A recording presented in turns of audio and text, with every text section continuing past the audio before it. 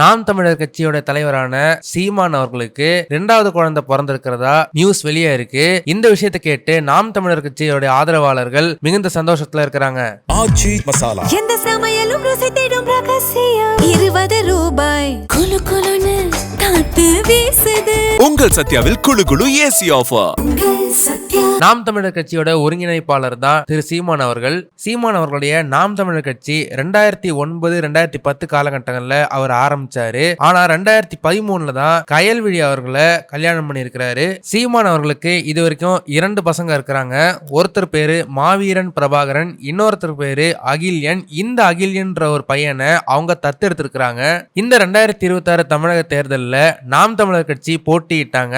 ஆனா போட்டியிட்ட ஒரு இடத்துல கூட அவங்க ஜெயிக்கவே இல்லை. இதனால நாம் தமிழர் கட்சியோட ஆதரவாளர்கள் ரொம்பவே சோர்ந்து போயிருந்தாங்க.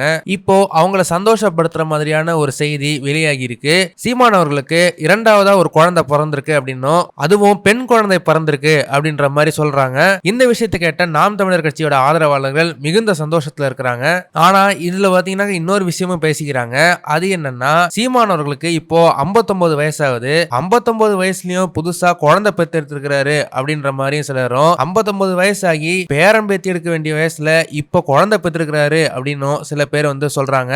எது எப்படி இருந்தாலுமே நாம் தமிழர் ஆதரவாளர்களுக்கு இந்த விஷயம் ஒரு மிகவும் சந்தோஷமான ஒரு விஷயம் தான். இப்பவே நாம் தமிழர் கட்சியினர் ஆரவாரத்தோட கொண்டாட்டங்களை தொடங்கி இருக்கிறாங்க. இந்த விஷயத்தை பத்தி நீங்க என்ன நினைக்கிறீங்கன்னு மறக்காம கமெண்ட் செக்ஷன்ல சொல்லுங்க. இந்த வீடியோ உங்களுக்கு பிடிச்சிருந்தா மறக்காம லைக் பண்ணுங்க, ஷேர் பண்ணுங்க. இதே மாதிரி தொடர்ந்து நிறைய இன்ட்ரெஸ்டிங்கான வீடியோஸ் பார்க்க வீடாகிஸ் சேனலை சப்ஸ்கிரைப் பண்ணுங்க.